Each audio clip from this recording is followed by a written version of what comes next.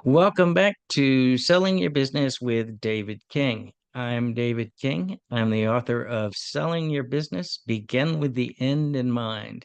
And today I'm joined by Andrea Steinbrenner. Andrea, welcome. Thank you. Thanks for having me. Andrea is an M&A advisor, and she's the president, the CEO of Exit Consulting Group in lovely Coronado, California. If anybody goes down to Coronado, you may remember seeing the Hotel Del. It's a historic site down there. So why don't you start by telling us a little bit about yourself, about your background, and how you got where you are today? Great. Well, thanks again for having me. As David mentioned, I'm the CEO of Exit Consulting Group, and we focus on supporting clients through an exit. Our name is pretty indicative of how we service the market. Our background as a company started because my partner, John Overham, who's still our acting president and working hand in hand with our third partner, Scott, had his own company, a family held business, and he didn't end it well. It was not a good positive experience. And he has a CPA background. He understands business. He ran his general contracting business for over a decade, yet still the exit didn't go well. And it left a really bad taste in his mouth.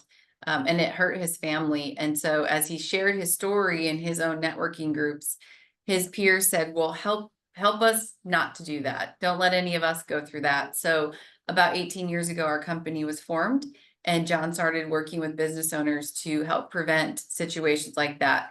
And so over the course of the last 18 years, what's really evolved is a clear methodology on how to approach situations like that in business.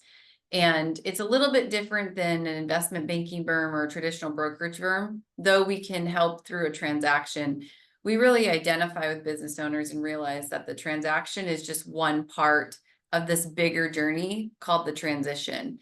And there's a lot of pre, during, and post work that has to occur in order for business owners to feel like their transaction was successful and that they feel good about it for years to follow.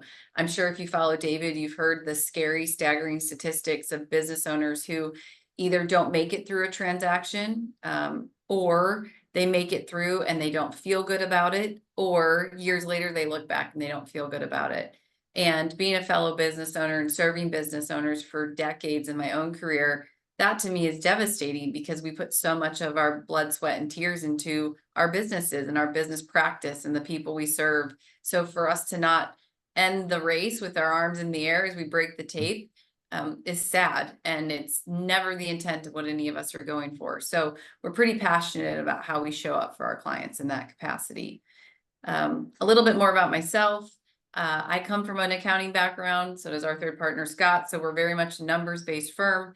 We kind of look at the books first to get an assessment of what's going on. But I also have a background in operations, and both of those morphed together in my prior careers.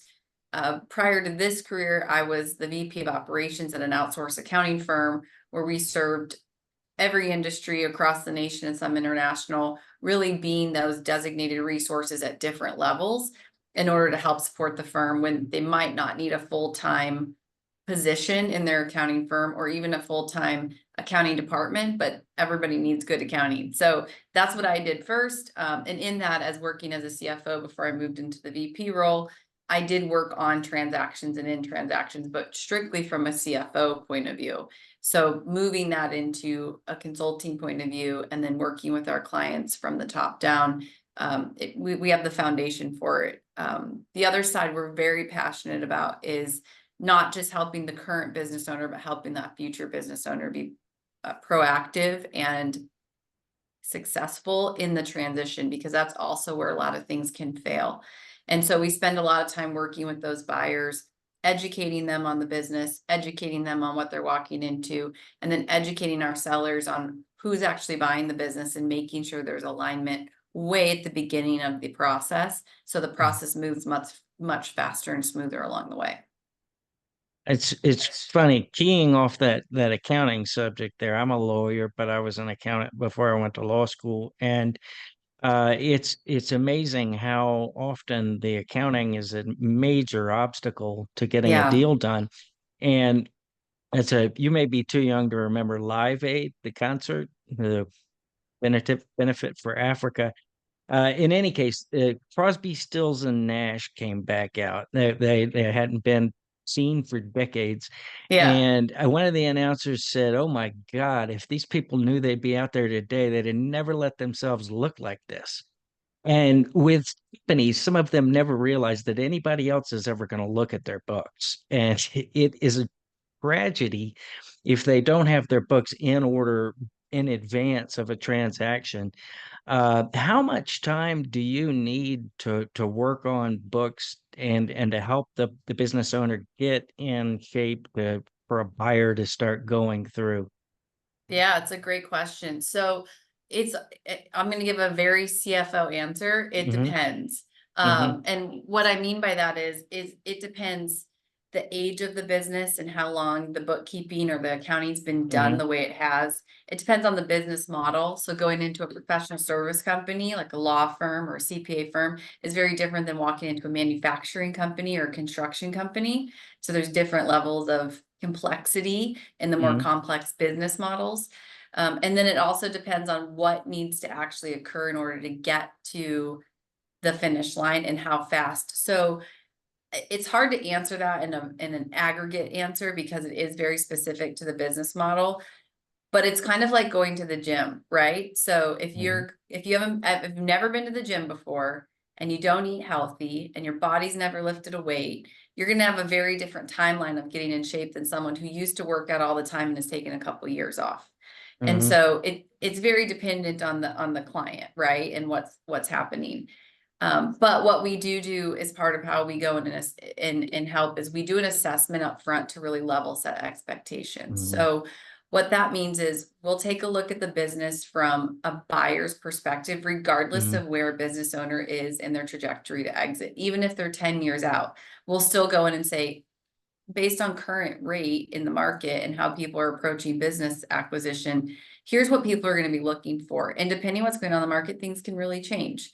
And so we'll give them that assessment. We'll do a deep dive in their accounting, and then we'll lay out a plan for them in order to get into a place where it will make them more, make a buyer's appetite better for them. Hmm. Um, with the accounting and certain operation metrics, we actually come in and can support them through it too. So we don't just say, here's what you need to do to fix it. We also can Hmm. help them fix it. If there's skill sets outside of what our core competencies are, we will refer them out and make sure that they get what they need. So if someone's just lacking an HR department, but they have 30 employees in the state of California, we say, we got to fix this because a buyer can't touch that with a 10-foot pole. So Hmm. we'll work with them and we actually will help the client execute to the roadmap we lay out, not just give them the plan and say, call us later. And Yeah. I want to just make a point to your Oh, other good. listeners about accounting, because you're right. There's a lot of times people just kind of wing it or do it on their own or have family Mm. members do it. And it's because it's probably one of the most misunderstood but vulnerable places in a business as well. And so when we go in and we are assessing someone's accounting department, we're very straightforward, we're very honest and transparent, but we're also we have a lot of empathy because that's essentially someone saying, come in and look under the hood and tell me what Mm. you see. And it's easy to hide things in that department, and it's easy to kind of just mush it over and blur your eyes and say the CPA will figure it out when they file my tax returns. But it is really important to get it right. So you've got to be ready for it. And it's typically somewhat costly to get it Hmm. fixed. But what I just was meeting with a client on Friday, explained to them is if you pay for it once and then you pay to maintain it, you will save yourself money than if you constantly pay to fix it along the way. And I've Right. seen both. So It can be very expensive in that it can be fatal to a sale. There can be yeah, legal issues that come up during a deal, and that will just require some extra work. We can go back and fix something, paper over it, get a contract drafted here or there. But if there's accounting issues that come along that arise while I'm working on a deal, I'm usually just told, shut this file, this deal is dead. Because once the yeah. buyer finds accounting issues when they've put that much time and energy into it, they're not interested anymore. They built numbers based on, what they were expecting. And when they find out that that's not the reality, it's fatal.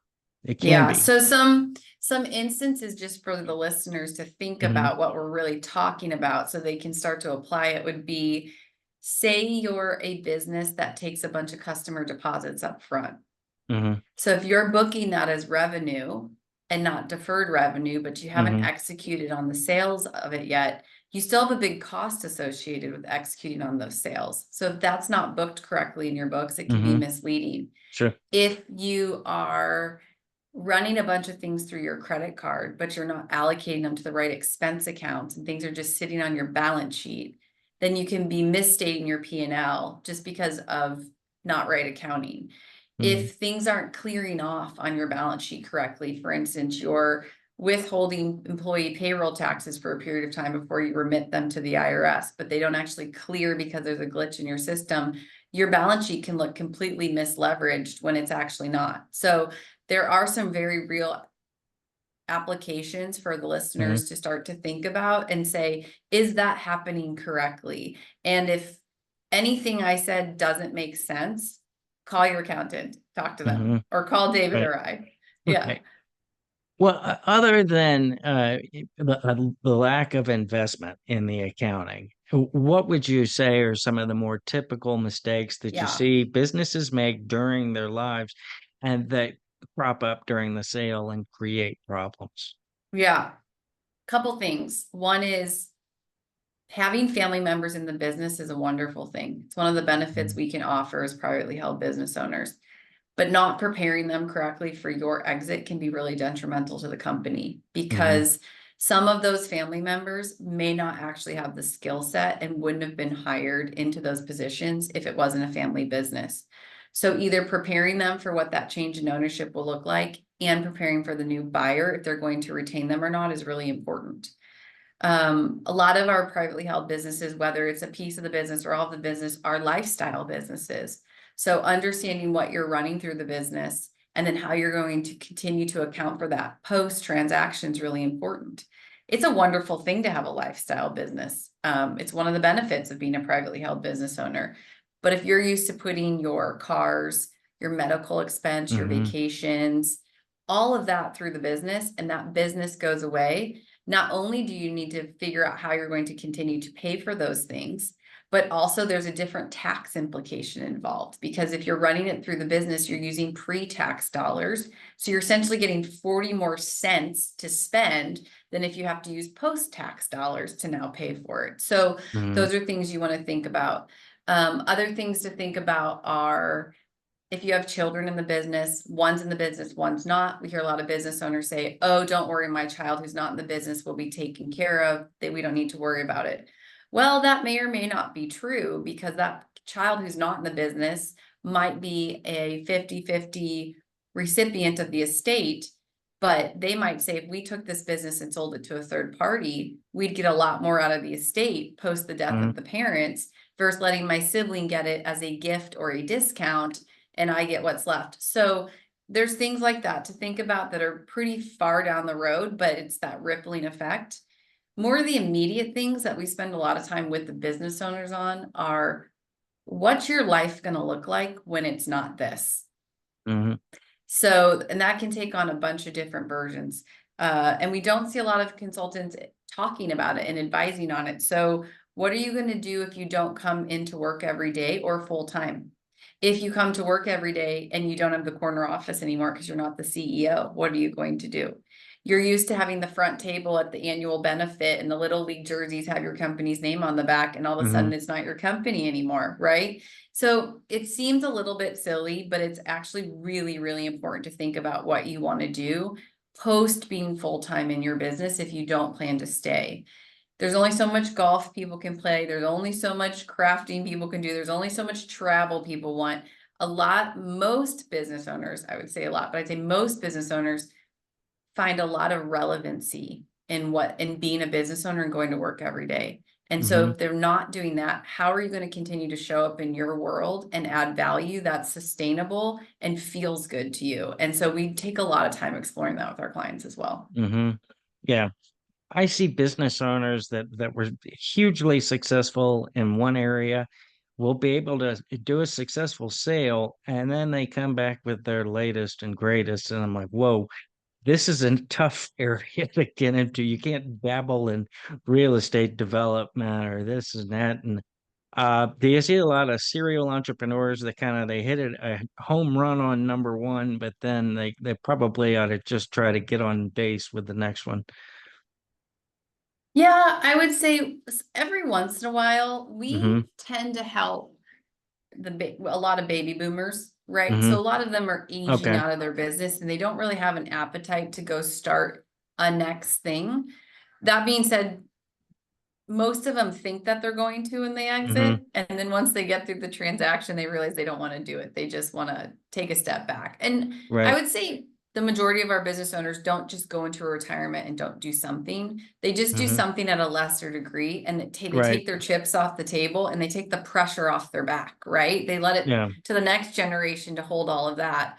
So yes, though there is the um ability, maybe sinkhole that some people Mm-hmm. can fall into thinking, hey, this was great. I did this. I'm going to go do it again. I think the psychology behind it that is a misnomer is that when they started this the first time, they were 20 years younger. They had that much more gas in the tank. They had that much more curiosity and appetite. And Mm-hmm. they don't anymore, right? So we do work with clients to try to set them up in, maybe advisory roles in their business for a period of time. A lot of business owners can offer a lot of support and guidance in board seats, which is Mm-hmm. really helpful to the community that they serve. So there's lots of opportunities for them to go out and still be valuable. It's just finding what makes sense for them and is fulfilling. That was consistent with my experience as well. That people to do Yeah, an internal transfer or try to sell the business to their kids, you're not going to get as much money as if you find an independent third party buyer. Do you work with clients to find the ideal buyer? Do you walk through we like the do. list of alternative buyers and then help position them to attract the right buyer? We do. And in order to accomplish that, what we Hmm. first do is spend a lot of time with them really digging into three buckets of liquidity, Hmm. relevancy, and legacy. And for the most part, you don't get all three. A Hmm. lot of times you can get two. So bear with me here while I walk you through an analogy. Sure. But if your goal is to leave a legacy for your business, it probably means you need to take some of those distributions and reinvest them back into the company and create infrastructure that's not based on you. Okay. So that's great. You've now taken your money, you've invested it back in the company, you've created a legacy. The company might not be worth as much, it might be worth more, but your goal is to leave it to somebody else, which Hmm. probably means you're not going to have a place to go to work for that much longer. So that relevancy thing needs to go somewhere else. Most of the time when we work with our clients through this exercise, what we find is liquidity is not the driver for a transaction. It's really legacy and relevancy. So if they feel like if business owners feel like they can leave their company behind and it has a going concern and it can serve the next generation and they can still show up in the marketplace and somehow they can still show up as a mentor to their business. They can still be the guy that started XYZ. They'll take what the market will offer in liquidity.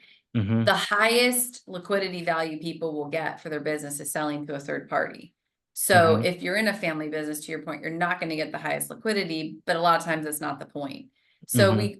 we do flesh all that out very early on in the process because that then helps us trigger how we target the market for the ideal buyer if they're not already sitting in the family or in the business. And so it might be selling to a competitor that can carry on the widget in its form, right? It might be selling to Hmm. somebody who's completely outside of the industry because they want to diversify their assets and they'll give you top dollar for it and a quick earn out because they want to take it and run with it and roll it up. So we do really focus on that because early on, even when I started, we weren't spending as much time in that and we were confusing the process and we would bring people to the table and it wasn't scratching the itch. And so it's Hmm. because we weren't asking the right questions. And so now we try to be really cognizant and curious up front. And then that way Hmm. we're bringing the right answers and solutions to the table. How many years do you need to work with a client to really do this properly? If they've been doing, say, a Yeah. standard speed, great job of keeping things organized properly. How much time do you need? Yeah, I would say if a business has really been well kept and well Mm-hmm. organized, and a client came to us tomorrow and said, I want to go on the market, we Mm-hmm. could take them on the market. It would take us about 3 to 6 months to spin that up, depending on what needs to happen and occur in the Mm-hmm. process, because there's different paths you can take. But we can get a client on the market relatively quickly if all the ducks are in a row. Mm-hmm. Um, if a client comes and says, I want to exit down the road, that's a different story. And so we will work with them through a plan. Typically, we'll do an assessment. If they want to grow before they exit, we'll typically work with them through a strategic plan and then help them execute to that strategic plan. And 3 years is a good number for that. If somebody says, I want to exit tomorrow and they come and they're not tied up and they're a little bit messy, we Mm-hmm. typically need about a year to clean that up, and then we can take them to market. But getting them to market's fast because we've been in there for a year. So we have all the inputs ready to go and built out. And it's just a matter of flipping that switch and putting marketing collateral together. From the moment a letter of intent is signed until closing, what's your typical timeline on that? What do you Yeah, see? that can be determinate. Don't you love all of my it depends? Yeah, sure. So let me walk quickly, and I'm watching time here, but let me walk through kind of a deal flow process to help level Mm-hmm. set Sure. expectations. So once a client engages and says, I want to sell my company, and we're talking a third party, whether it's an identified or a strategic buyer, the first step that we have to do is put together marketing collateral. And Mm-hmm. that typically takes about 60 days. And we take two different approaches. We can do the traditional paper sim where we put it on the web and people can shop all the sites. So think of that as walking down the street, seeing a house for sale and pulling a paper sim out of the box and reading about it. It's a little bit more in depth with the business, but that's the concept. We now also partner with a really cool platform called Exio, where they're actually putting Sims in video format. So people are Mm-hmm. actually not Sure. only getting to see the business, but they get to spend some time with the business owners in a video setting, hearing Q&A that we prep. That's like putting your house on Zillow. So think Mm-hmm. how much more robust your house looks on Zillow than a paper sim when you're walking down the street. That tends to flush out buyers quicker. We have a bigger pool, but we move through interested parties a lot faster because they get information up front. And then there's obviously layers of NDAs we go through. Once we have a good pool of buyers, we actually ask them to submit what's called an IOI first, an indication of interest. What Mm-hmm. that does is it allows us to line our buyers up side by side and see where we're falling in price and terms. And then we bring those offers to the client. IOIs are non-binding, they're non-exclusive. So you can collect as Mm-hmm. many IOIs as you want and you can compare them and contrast.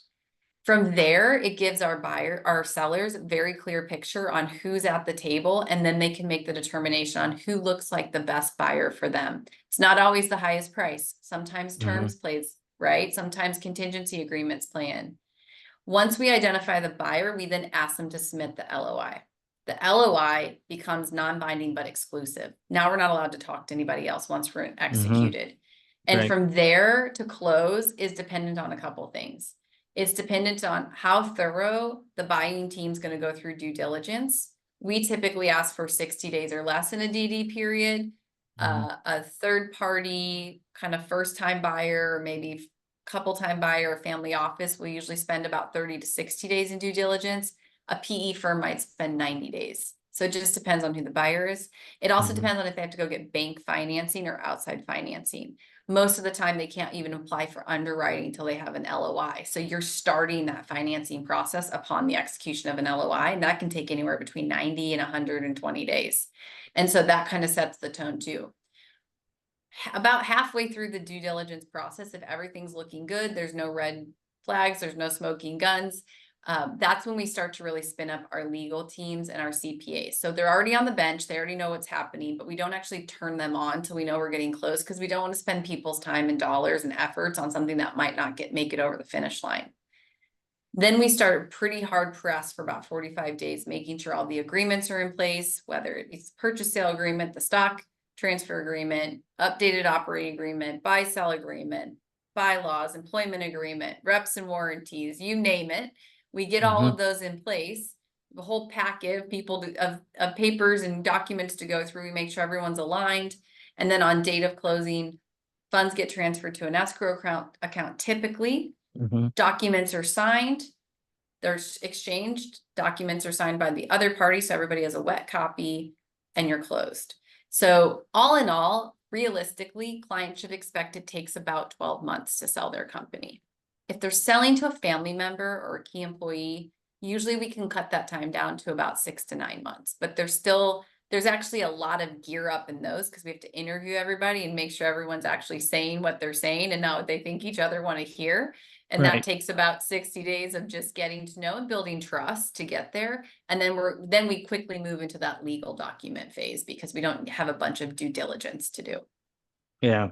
I've seen several internal sales situations where the owner expects that he's going to pass a business along to someone, and you go to that member of management and they have no desire to take on Yeah. the responsibilities of owning a business because it's a different game altogether Or they think than it's worth very different amounts. yeah, that's another Yeah. problem as well. Yeah, Yeah. for sure. Well, going back a couple of years, we've definitely been through some ups and downs. We had the COVID, we've had, major interest rate fluctuations and everything. It's not the white hot market that it was in 22, or excuse me, 21, 22. But how would you rate this market today in Yeah. 2024? Such a hot topic right now. Mm-hmm. So the way I'm describing it, people can have their opinion about my opinion, Mm-hmm. is really, I see the market as it's rebalancing right now. So, we've been in a bull market for so long, and expectations on both the cost of financing and the options out there have been they were getting a little bit unrealistic in terms of a Mm-hmm. maintenance standpoint. Like, you have to have a stable interest rate for an economy to grow. That's just economics 101. We Mm-hmm. can't have money at less than 1% and think the economy is going to grow. And so the interest rates had to get stabilized. Now, in very human fashion and market fashion, it went from one side of the pendulum to the other, and now it's coming Mm-hmm. back to more Sure. of an equilibrium, right?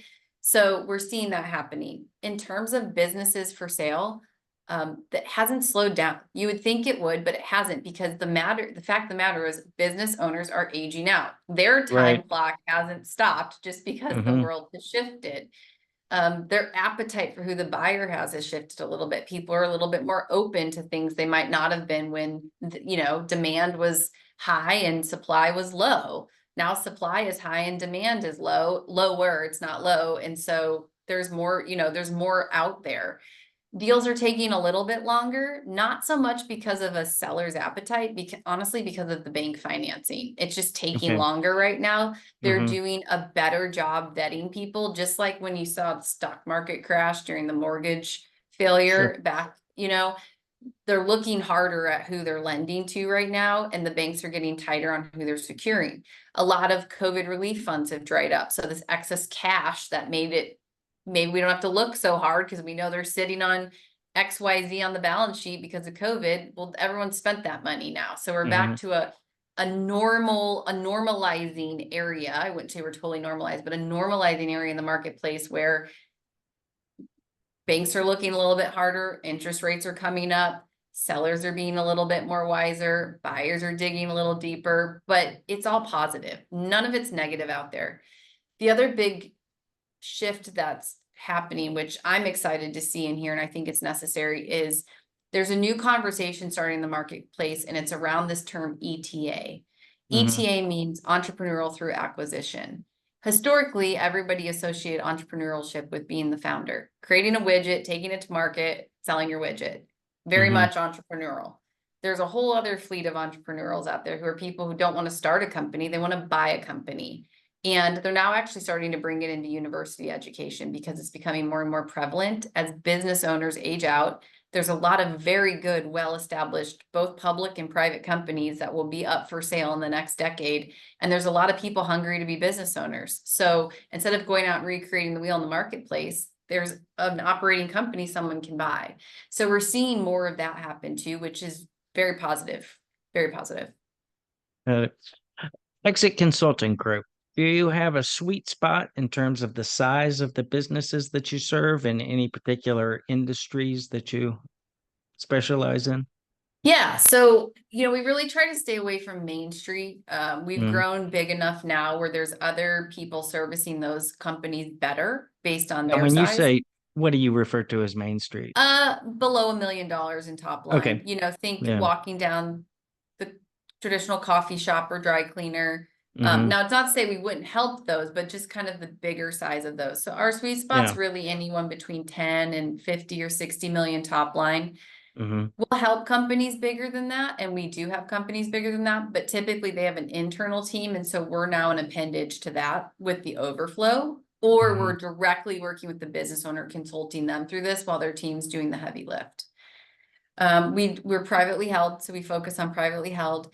And industry wise, we really do service all industries because we're really passionate about business owners and less about the industry. But in particular, the partners and we all have pretty extensive backgrounds in construction, Hmm. manufacturing, tech, software, Hmm. Okay. distribution, more of those types of companies.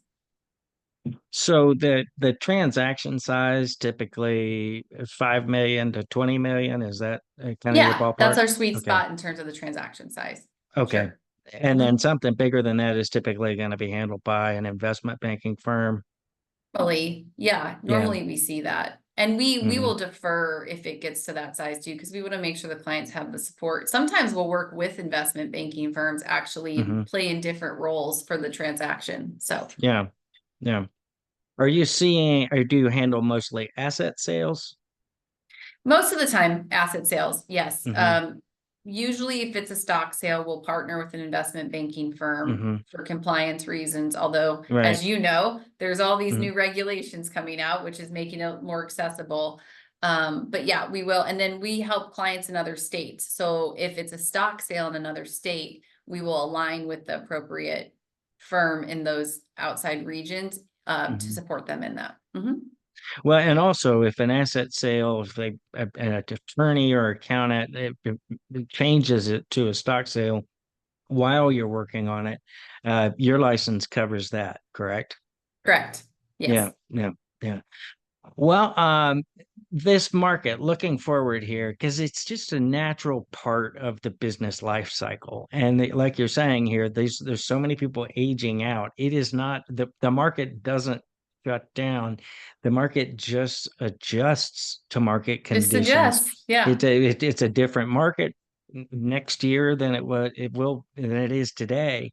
What do you see coming forward here? I mean, there's obviously some anticipation about lowering of interest rates. There's obviously going to be some political changes in our country here. What's your forecast for the next year?